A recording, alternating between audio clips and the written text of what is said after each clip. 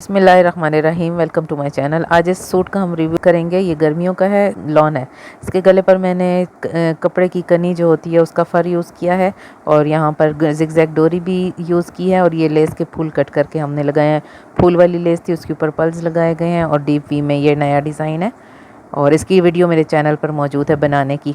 और दामन पर हमने लेस के फूल कट करके गुम तरीके से लगाए हैं, साथ पीछे फिनिशिंग पट्टी लगाई है। चॉक्स पर भी फिनिशिंग पट्टी और इनविजिबल लेस यानी गुम लेस लगाई है, गुम सिलाई से।